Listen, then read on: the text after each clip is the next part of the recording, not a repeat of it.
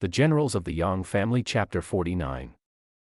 Today we are looking at a military text where magic acts as, well, heavy artillery, and the commanding generals are this elite squad of women operating completely rogue to dismantle a patriarchal empire. It's an incredible story. It's so good. We're examining a truly thrilling Chapter 49 of the classic Chinese saga, Generals of the Yang Family. Right. Now, to get you, the listener, oriented, we're dropping right into the middle of a super high-stakes military rescue mission. Yeah, the context here is crucial. The setup is basically this. Elite military commander named Yang Zongbao trapped deep behind enemy lines.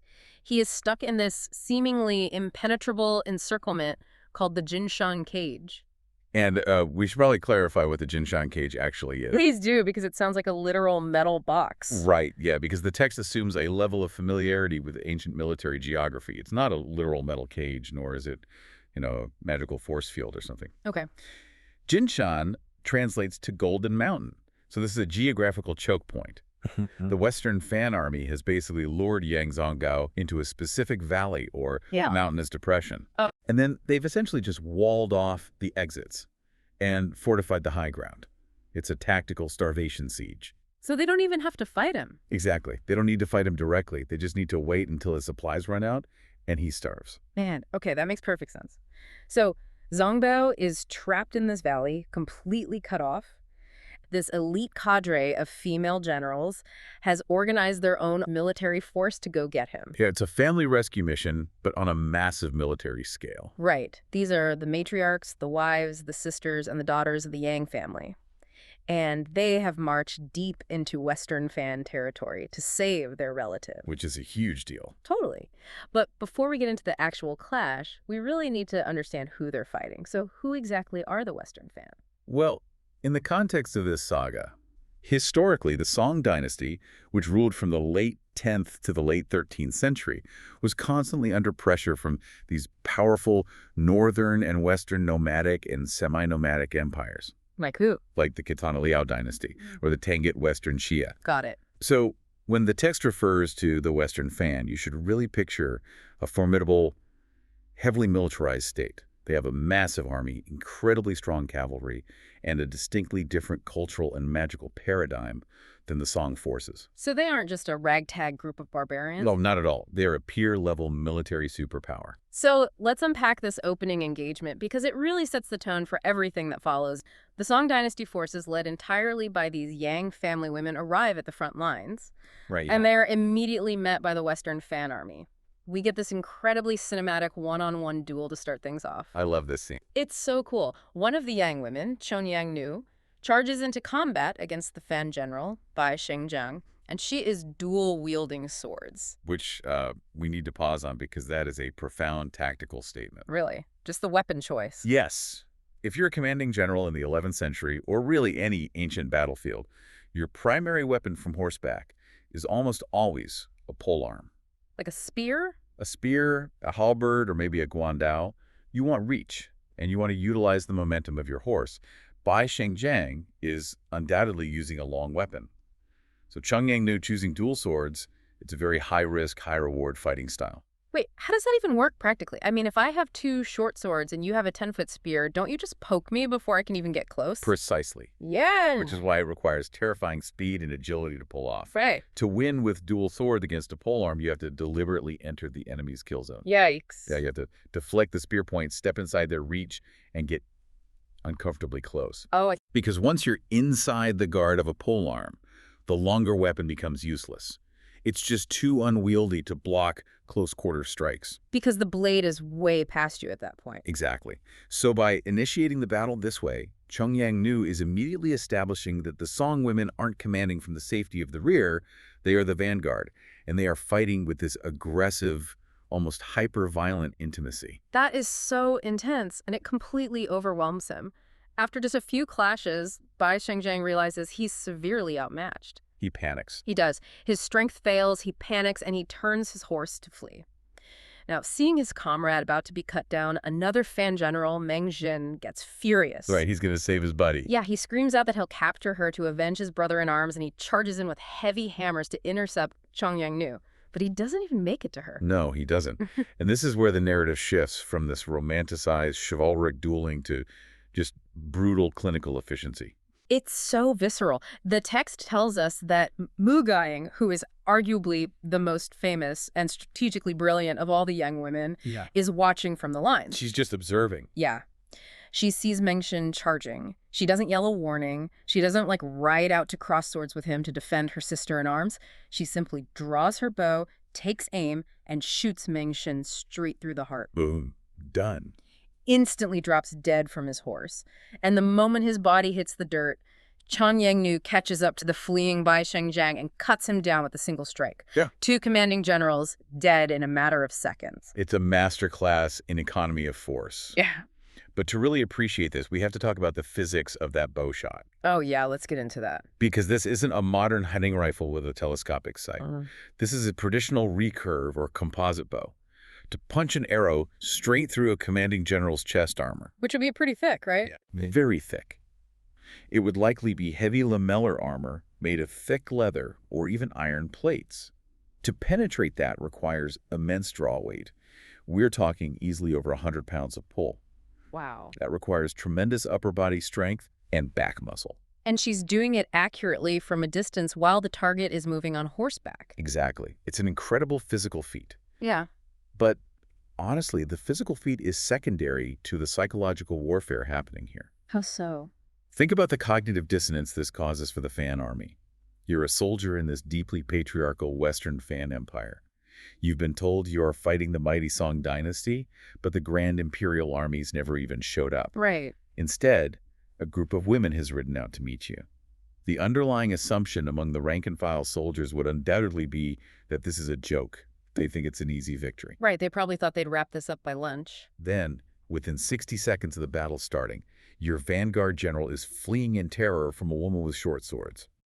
Your backup general is dropped with a single arrow from across the battlefield, and the fleeing general is executed.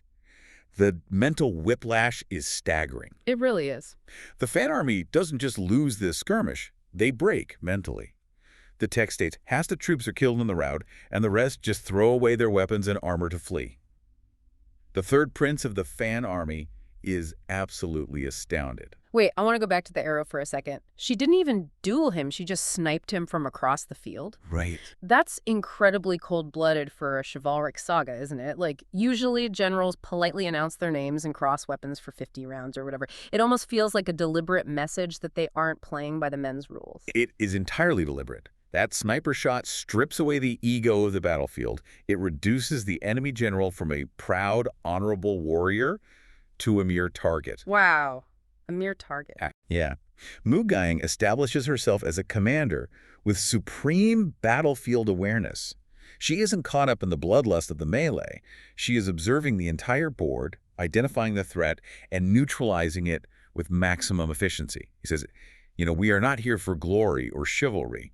We are here to eradicate you and rescue our family. That is terrifying and awesome. And because the Fan army is so thoroughly dominated in the physical realm, they are driven to sheer desperation. They have no other choice. Right. They realize they cannot win a conventional sword and spear fight against the Yang women. So what happens when conventional weapons fail? You escalate. We bring out the big guns. Exactly. This is where the text takes a massive left turn into the supernatural, moving from traditional tactics to the dark arts. This is a crucial transition, and we really have to view it through the lens of an arms race. An arms race. Yes, because the supernatural elements in this saga aren't introduced lightly, like everyday occurrences. They are treated as a weapon of last resort. So a Fan general named Xu Tianxin volunteers to go out with 20,000 elite troops. He rides out waving a halberd, talking a massive game. And one of the Song women, Gang Jinhua, rides out to meet him. Right. She curses him out, telling him to retreat before he stains her blade. They clash, and after just a few exchanges, Tianxin fakes a defeat. He turns his horse and runs away. We really need to pause here and examine the feigned retreat. Okay, let's do it. Because it is one of the most difficult conventional military tactics to execute without completely destroying your own army. Wait, why is it so hard? You just turn around and run, right? Yep. Like, hey guys, let's run away. No, if you just turn around and run, your soldiers will think they are actually losing, and panic will spread like a virus. Hmm. A true feigned retreat requires immense discipline and complex communication. Like what kind of communication? Drums, flags, gongs, signals to let your own troops know, hey, we're retreating, but keep your shield walls up, stay in formation, and prepare to turn back around on command. Oh, wow. So it's highly coordinated. Incredibly, historically, armies like the Mongols use this to devastating effect against European knights. You have to convince the enemy that you are genuinely breaking, drawing them out of their own formation. That makes sense. So Geng Jinhua takes the bait. She pursues him, probably thinking, hey, the last guy ran away too. These guys are just cowards. Exactly, she's overconfident. Right. She chases Tianjin deep into his army's formation, and once she is trapped, surrounded by his troops, Tianjin doesn't turn around to fight her. He starts chanting a spell. Which fundamentally changes the nature of the engagement. The imagery the text uses here is incredible. It says Tianjin mutters these demonic words, and suddenly, howling winds rip through the battlefield. The winds are so violent they are uprooting trees. It's apocalyptic. It is. The sun is completely blotted out, the sky goes pitch black, and then, from the half-light, countless demon lords or demonic figures armed with the blades descend from the sky, attacking the Song troops. It's absolute chaos. The Song army suffers a massive defeat with countless casualties. Now look at the mechanics of what just happened. If Tianjin had this overwhelming, apocalyptic, magical power at his disposal, why didn't he just use it at the start of the battle? Wait, yeah. If he has literal demons at his disposal, why does he care if she's out of formation? A demon falling from the sky doesn't care if you're standing in a shield wall or running across a field. Why not just nuke them from the moment they marched out of camp? That is the exact question we need to ask to understand how magic functions in this universe. What's fascinating here is that in this text, magic operates precisely like an advanced piece of artillery or a weapon of mass destruction. Okay. It isn't an omnipotent cheat code. It has parameters. It requires a strategic setup. Tianjin needed Geng Jinhua isolated from her main force, overextended, and geographically trapped within his own formation's perimeter before the spell could be effective. Ah, I see. Spells in this context seem to have an area of effect, like a kill box. Oh, so he has to get the target onto the literal X on the map before he can call in the airstrike. Exactly. The supernatural is bound by the rules of tactical warfare. It shows that even in a world with demons and spells, conventional military strategy is still the framework that dictates success or failure. Magic is just the payload, but conventional tactics like the feigned retreat are the delivery system. That is so fascinating. The magic is heavy ordnance, and he just dropped it right on her head. So the Song army is reeling. They've been hit by supernatural artillery. They've lost a huge number of troops, and they are forced to retreat. Terrible position to be in. Yeah. So the Song army has just been decimated by supernatural warfare. If conventional weapons fail, how does a commander prevent a total rout and formulate a counter strategy? Yeah. You hold a war council. Right. We go inside the Song camp into the command tent of Zufren. She is the matriarch leading this entire expedition. And her reaction here is a textbook example of crisis leadership. She is listening to the reports of this apocalyptic disaster, wind, darkness, demons slaughtering her troops. But she doesn't panic. She calmly listens and then identifies the threat as the Western demon partisans. She immediately categorizes the supernatural terror as just another enemy unit. Which is brilliant. And then she asks her generals, who dares to lead troops to meet this enemy? Notice her composure there. It's vital. A lesser commander would be drafting a letter of surrender or ordering a full retreat. For sure, I would be running. Right. But Zufren treats literal demons as a tactical problem that requires a specific countermeasure. She doesn't view it as the wrath of the gods. She views it as an enemy weapon system that needs to be jammed. So Lady Dufern steps up. She volunteers to go capture these demon partisans. And Mugiang, our sniper from the first skirmish, says she wants to ride out with her. A very strong team. Yeah. Zufren gives them 10,000 troops and says, if you can break this dark magic, your merit will last for 10,000 generations. The stakes are explicitly laid out, so they march out for the rematch. And Tianjin is waiting. He is, and he's gloating, trying to provoke another fight. Lady Du rides to the front, calling him a demon man and telling him not to run this time. Tianjin is incredibly arrogant here. He assumes the Song women are just walking into a slaughter. He laughs at her, saying, a defeated general still comes seeking death. Yeah. He is overly reliant on his superweapon at this point. He assumes the exact same trick will work twice. So they clash, they cross weapons a few times, and sure enough, Tianchen pulls the exact same feigned retreat. He draws Lady Du in. The same exact trap. He starts chanting, the sky goes dark, the violent winds whip up, and this time he summons exactly 49 black demonic lords, armed with sharp blades flying down from the pitch-black sky.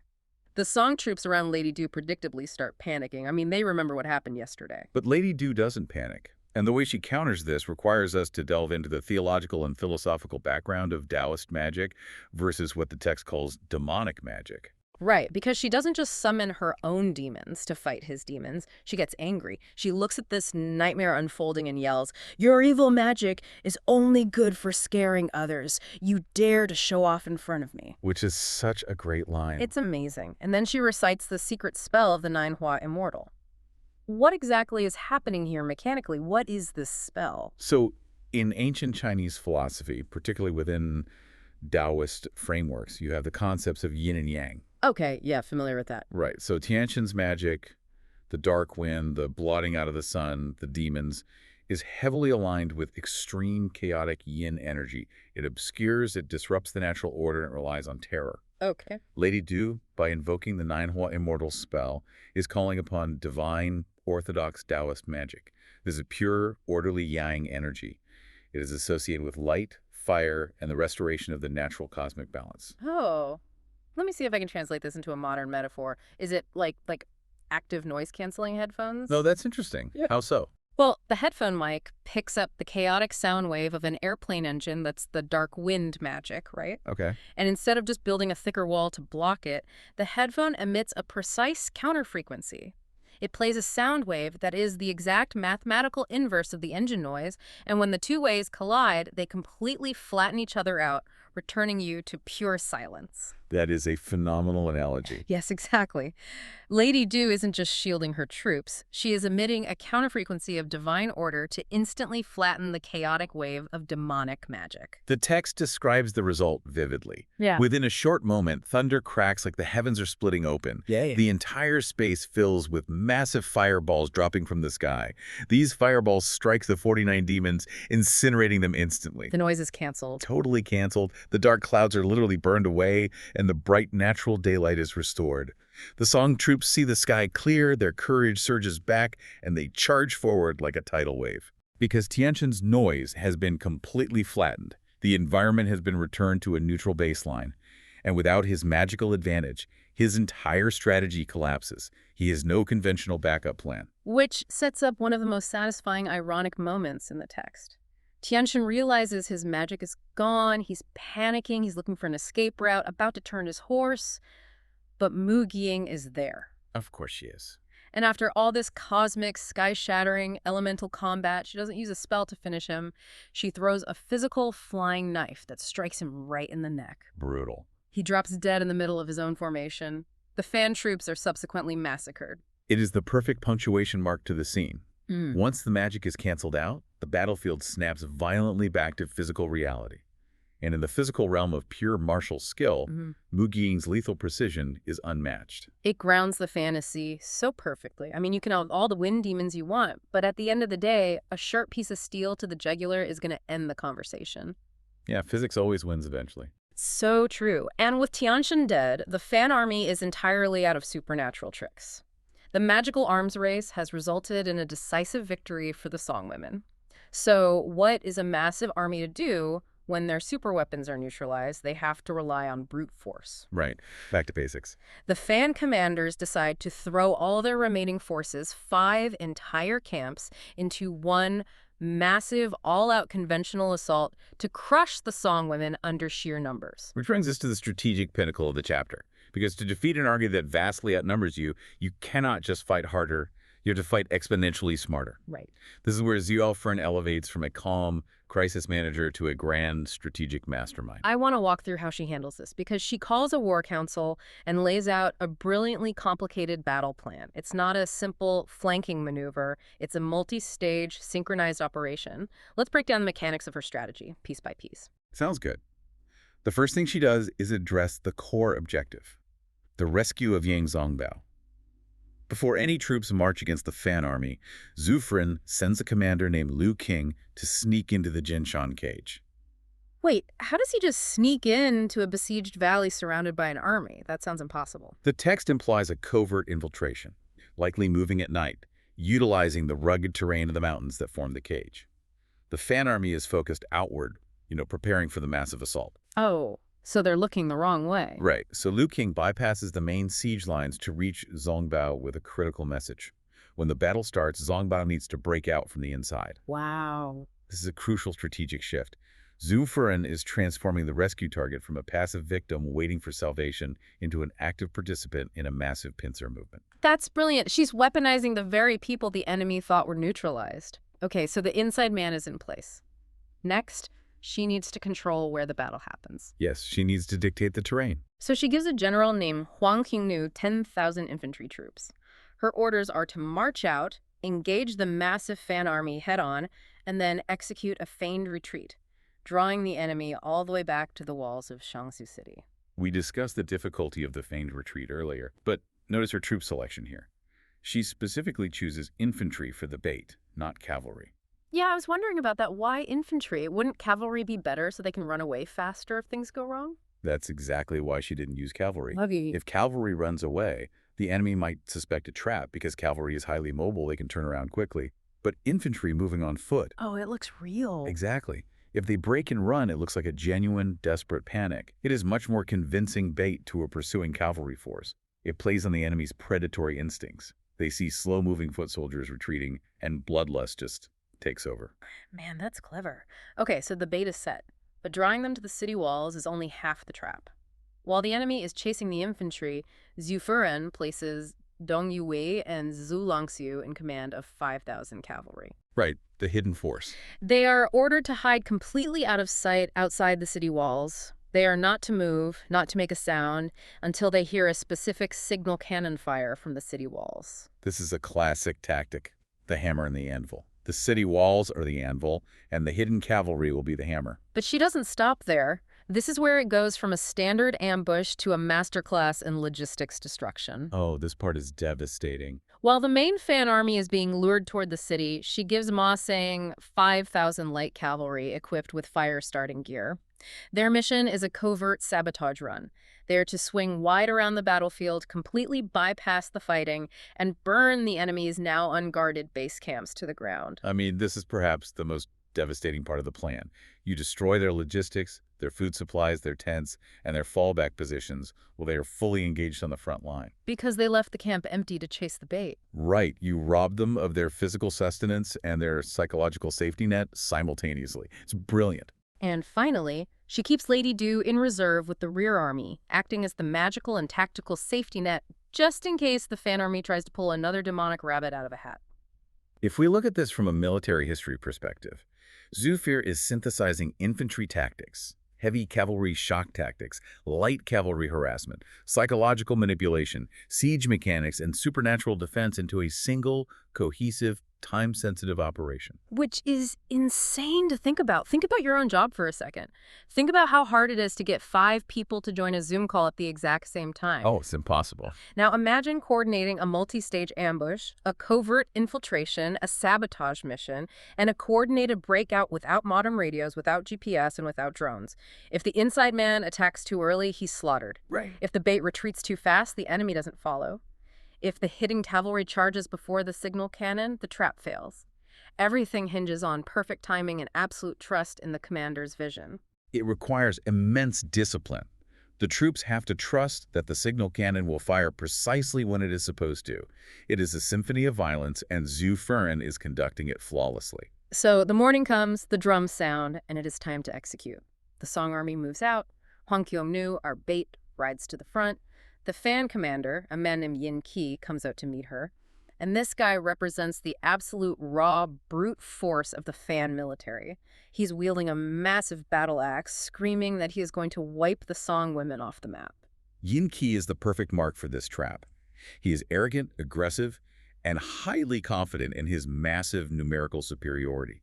He isn't thinking strategically. He's thinking purely about the slaughter. perfect prey. So Huang Qianyu engages him briefly, holding her ground just long enough to make it look like a real fight, and then she breaks. She orders her infantry to retreat toward the city walls. Yin Qi, completely blinded by bloodlust and the prospect of an easy victory, doesn't even pause to consider his flanks. Not even for a second. He orders his entire massive army to pursue her recklessly toward the city walls. He marches right into the kill zone.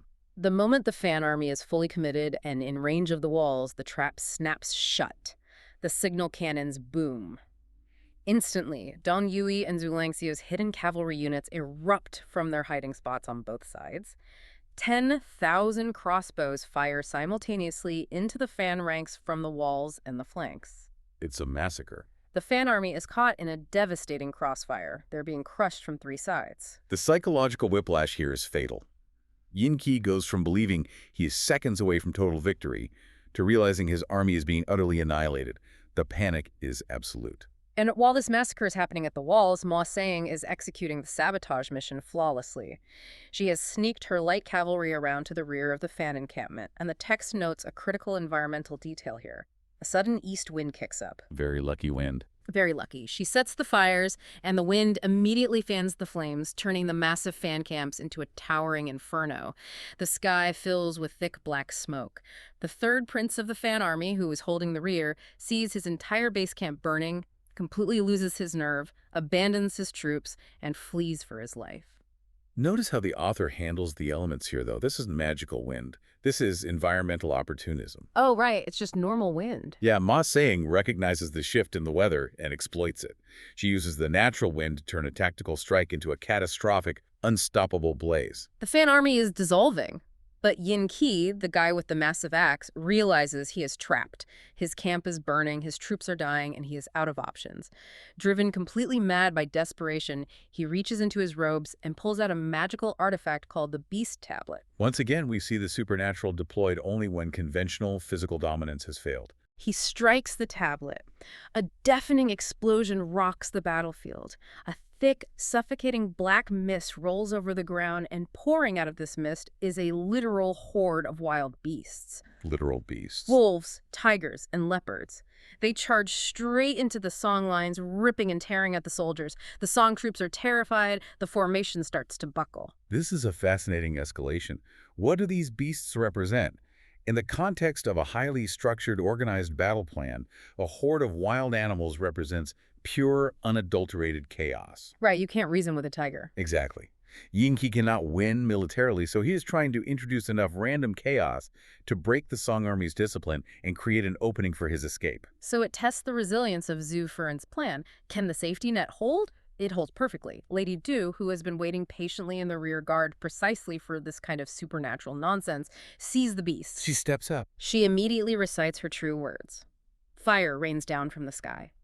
And the poetic imagery used here is beautiful. The text says the divine fire scatters the ferocious beasts and the panicking Fan troops, like a sweeping wind clearing away dead leaves in the frost. That is beautiful writing. It's effortless. The ultimate counter to chaos is purifying fire. Lady Du cleanses the battlefield. Right. She removes the supernatural variable, once again restoring the physical reality, so the final decisive blow can be struck by conventional means. And what a final blow it is. Yin Qi, his army gone, his magic beasts incinerated, is desperately trying to chop his way out of the encirclement. He's fighting for his life, swinging his axe wildly.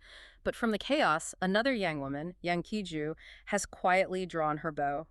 She tracks him through the melee. She fires a single arrow. It hits Yin Qi directly in his left eye. He falls from his horse, dead. We really have to highlight this recurring literary choice by the author. We just witnessed a horde of magical tigers fighting a rain of divine heavenly fire. We're operating on the scale of myth and legend here. And how does the enemy general finally die? An arrow straight through the eyeball. Exactly. The grand, cosmic, magical gestures are consistently, almost brutally, punctuated by precise, mundane physical violence. The magic changes the environment, but it's the cold, hard, unromantic skill of the archer that actually wins the war. It's such a great juxtaposition. And right as Yin Qi's body hits the ground, the final piece of the puzzle clicks into place. Yang Zongbao, who got the message from the inside man, sees the fires and hears the chaos. He breaks out of the Jinshan cage with his troops, attacking the shattered Fan army from the rear. The pincer closes. The Fan troops are completely slaughtered. The text notes that bodies covered the fields and blood flowed like rivers. The Yang women capture countless horses and weapons. It is a total, flawless, overwhelming victory. Which naturally brings us to the aftermath. The battle is won, the dust is settling, the fires are burning out. But as is so often the case in military history, the end of the combat is merely the beginning of the political fallout. Oh, yeah. The family reunion happens right there on the blood-soaked battlefield. Zongbao rides up, meets his aunts, his sisters-in-law, all these women who just orchestrated an absolute masterpiece of destruction to save him. He bows to them, openly acknowledging that without their unified effort, he and his men would have starved or been slaughtered. A very humbling moment for him. For sure. And then Zhao Fern drops what I consider to be a massive political bombshell. The dialogue here is critical. We must look closely at her exact phrasing. Zongbao is thanking her profusely, and Zhao Fern replies, and I'm paraphrasing the translation here, she says, "The emperor knew his subject was trapped, but he sent no one to rescue you. The matriarch was sick with worry all day. We had no choice but to come and save you ourselves. We didn't expect to completely annihilate the enemy army." The women didn't ride out seeking glory. They rode out because the men in charge were incompetent, and it was a necessity for survival. And because the state failed, the women had to step in. Mm-hmm. But here's where the narrative shifts from a desperate rescue mission to a highly controversial rogue operation. Right. Zongbao looks around at the devastation. The Fan army is functionally erased from the map. He turns to the women and says, "Opportunities like this don't come twice. The Fan capital, Lianzhou, is only a few days away. Their army is gone. We should ride this momentum, invade their territory, and capture their king."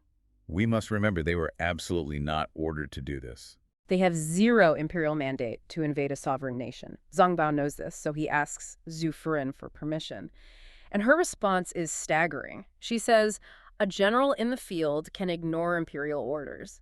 If it benefits the country, doing it is fine. That was my intention anyway." Let's unpack the massive geopolitical weight of that single sentence. Quote, "A general in the field can ignore imperial orders." It's crazy. In a highly autocratic patriarchal monarchy that borders on outright rebellion, it is treason adjacent. But she justifies it. She says if it benefits the country, she is deliberately separating the concept of the country, the people, the land, the safety of the borders from the concept of the emperor. That is the crucial distinction.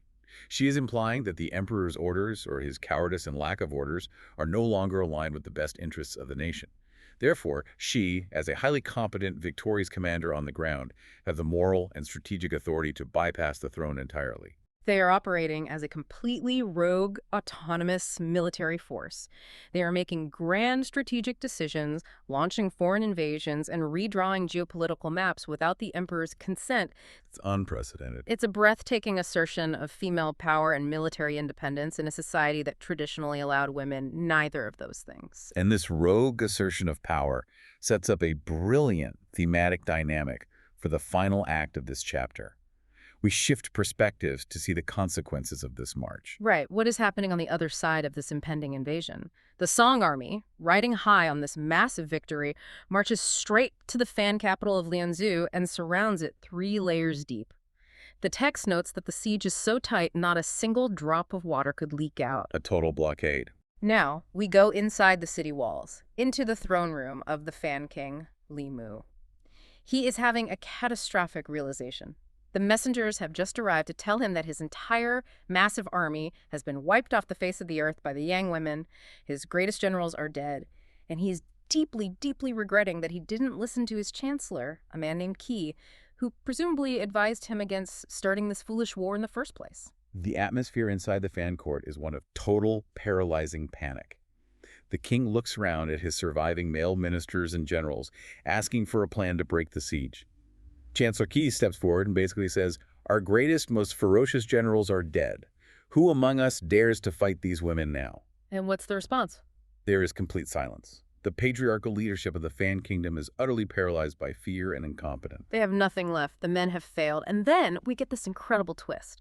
Out of the deafening silence, from behind a bead curtain in the back of the throne room, someone steps forward and volunteers to lead a new army to drive back the unstoppable Yang women. Such a great reveal. The king looks up, and it's his eldest daughter, Princess Jinhua. The symmetry here is just a brilliant piece of literary construction by the author. It's so poetic.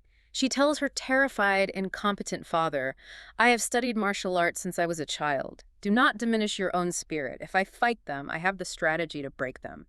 She demands 20,000 troops, and the desperate king, having literally no other options, gives them to her. The next day, she opens the city gates to face the Song army. Think about the mirror image the author has constructed here. Yeah. On the Song side, the patriarchal empire, the emperor, forcing the incredibly capable Song women to step up, take command, and clean up his mess. Right. Now, on the Fan side, the patriarchal kingdoms of the king and his male generals have completely failed through arrogance and poor planning, and it is a Fan princess who must step out from behind the curtain to try and save her collapsing nation.